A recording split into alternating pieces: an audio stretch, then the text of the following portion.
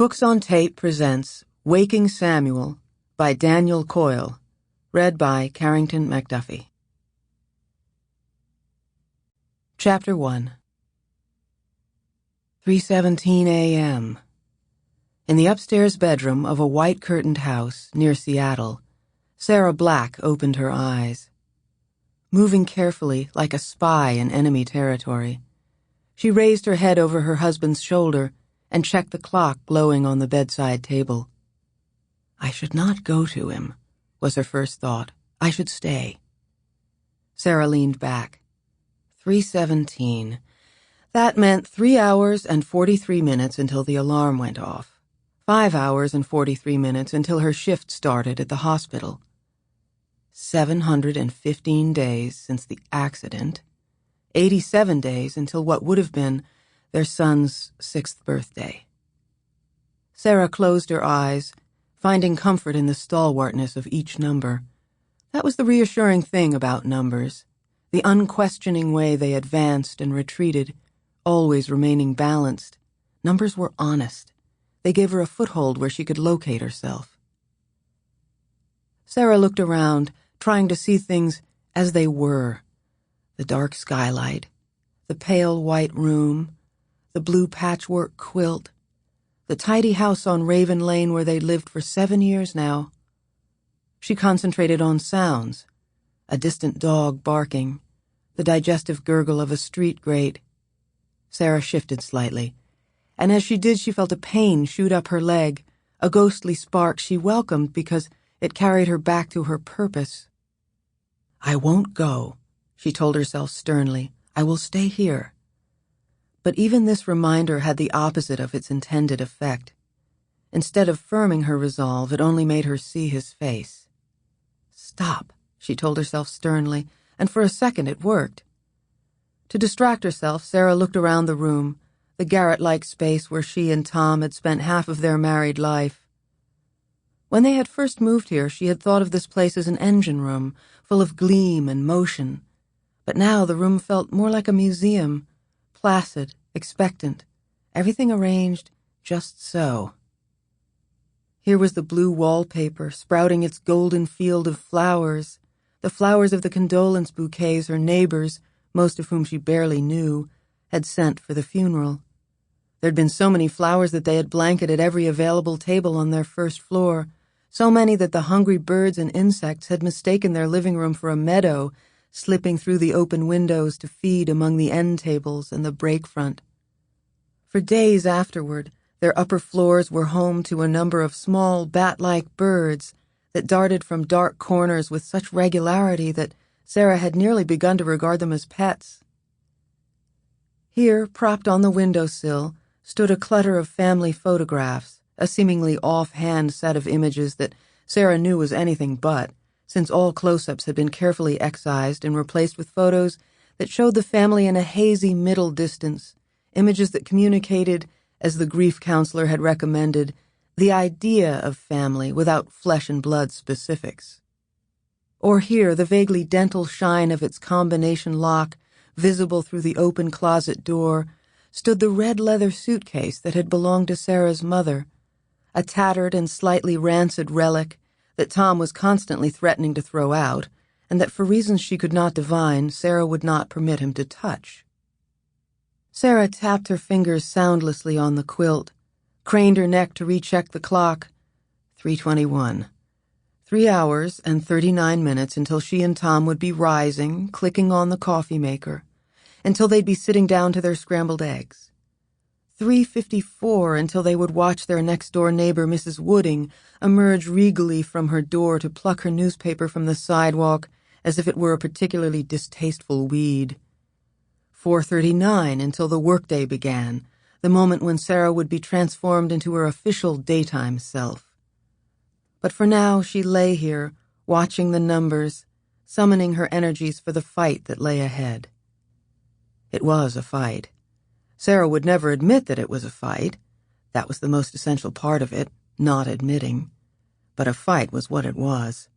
Specifically, it was a fight against a handful of concerned neighbors, tireless folk who drew their strength from the exhilarating conviction that they were helping her. There were not many, a half dozen perhaps, but they seemed to occupy most of Mountain Lake Hills, padding smilingly down every grocery aisle, sidling casually along every sidewalk, fixing her with concerned eyes. Concern, that was the magical word, the one they liked to use. They were concerned about Sara, concerned at the way she was handling this. Concerned, they whispered, because Sara hadn't come to grips with things, because she had closed herself off. So those neighbors made it their duty to watch her. If Sara glanced at them, they would tilt their heads understandingly and smile their inscrutable dolphin smiles. If Sara walked away, they would follow, keeping a discreet distance.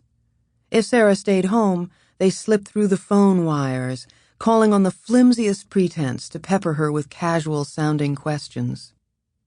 "So how are you feeling these days? Have you started therapy, at least taking medication? So I hear you've started back to work at the hospital. That, at last, is something. Maybe they'll be able to talk some sense into you. I want you to know that I'm there for you. Whenever you finally decide to rejoin the world, let me know." "You can't hold it inside forever, hon," the psychiatrist had murmured, and Sara had nodded in violent agreement. She couldn't hold it in, but neither could she let it out. And how do you fight off someone who interprets your every move as a cry for help?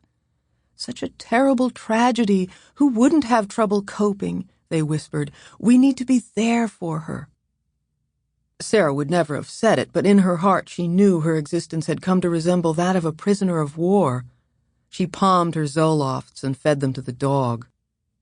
She logged an unhealthy number of hours driving the fateful section of highway with a ball-peen hammer in her purse, hoping for the opportunity to perform a make-good rescue, and spending some time considering forcing someone's car off the road so she could rescue them.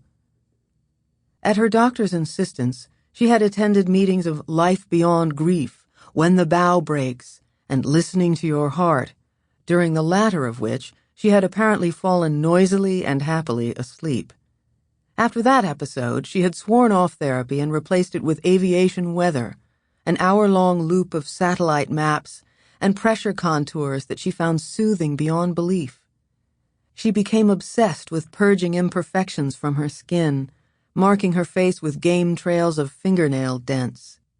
She made midnight visits to the hospital to visit a patient whose name she didn't know. 3:25. Sara looked up, hoping to see a sign of dawn, but the skylight might as well have been painted black. During her recovery, Sara had developed the habit of asking the skylight questions. It worked like this. She would whisper an inquiry, then wait for a reply. Signs from the air, a distant plane, a bird, a spinning leaf, meant yes, while those from the ground signified no. But tonight, Sara did not ask any questions, because she had made up her mind that she would stay here, in bed. She stared up, and the skylight seemed to react, its areas of deeper blackness pooling amebically. "I don't even know his name," Sara told the skylight firmly. "It makes no sense." Seeming to hear her, the skylight morphed again. Sara knew it was an imperfection in the glass, a trick of light and angle. Still, she felt obliged to respond. "Nope," she repeated silently. "Don't even try." "I am arguing with a slab of glass," she thought, and smiled.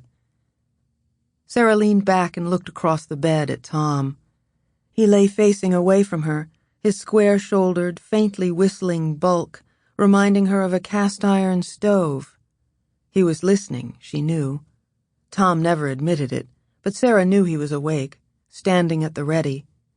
Not because he thought anything would go wrong, but because this was the kind of role to which he was well suited, the rumpled yet vigilant watchman, jangling his keys, strolling the quieted rooms. Now we're listening to each other listening, she thought. She heard his measured breathing, felt his inner steadiness, the tick of his motor. Even in feigned sleep, Tom was good at emanating the sense that no matter what happens, everything will be okay.